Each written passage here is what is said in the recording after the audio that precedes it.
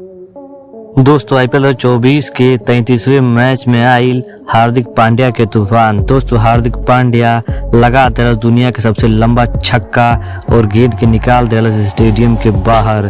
दोस्तों आप भी देखल चाहतनी हार्दिक पांड्या के छक्का के पूरा वीडियो, तो ये वीडियो के एक लाइक करके चैनल के सब्सक्राइब जरूर करें।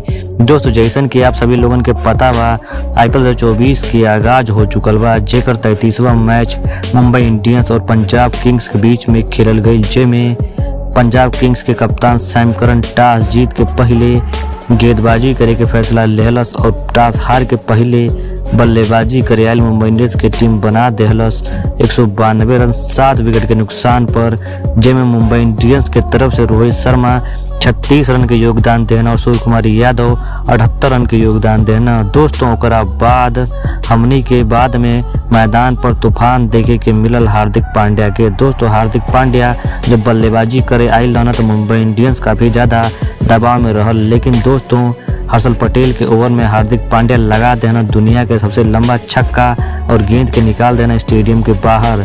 दोस्तों कहल जाता कि छक्का दुनिया के सबसे बड़वन छक्का है जोन हार्दिक पांड्या के द्वारा लगावल गईल बा। दोस्तों हार्दिक पांड्या से आप लोग कितना प्रभावित बानी जाए आईपीएल सीजन में, आप अपन राय नीचे कमेंट सेक्शन में कमेंट करके जरूर देव जा। धन्यवाद।